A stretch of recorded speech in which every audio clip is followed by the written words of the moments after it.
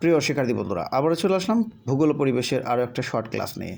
এই ক্লাসে আমরা আলোচনা করব পরিবেশের উপাদান কয় প্রকার ও কী কী, জীব কাকে বলে, জড় কাকে বলে।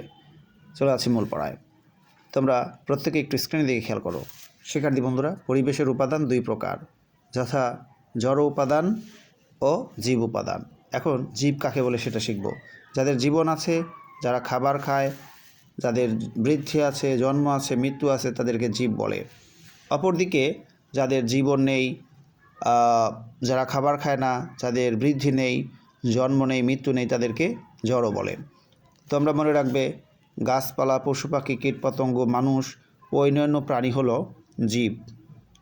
এরা পরিবেশের জীব উপাদান। জীবদের নিয়ে গড়ে ওঠা পরিবেশই কিন্তু জীব পরিবেশ।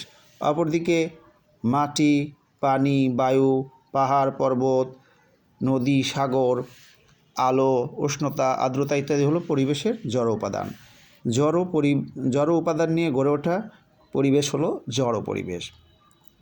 আরও দুইটা বিষয় মনে করিয়ে দেই, সেটা হলো মানুষের তৈরি পরিবেশকে কিন্তু সামাজিক পরিবেশ বলে, আর প্রকৃতির তৈরি পরিবেশ হলো কি প্রাকৃতিক পরিবেশ।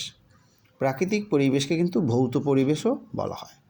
প্রিয় শিক্ষার্থী বন্ধুরা, উত্তরগুলো অবশ্যই মনে রাখবে। ভালো লাগলে অবশ্যই ভিডিওতে একটা লাইক দিয়ে দিও, পারলে বন্ধুদের মধ্যে শেয়ার করে দিও। সবাই ভালো থাকো, সুস্থ থাকো, আল্লাহ হাফেজ।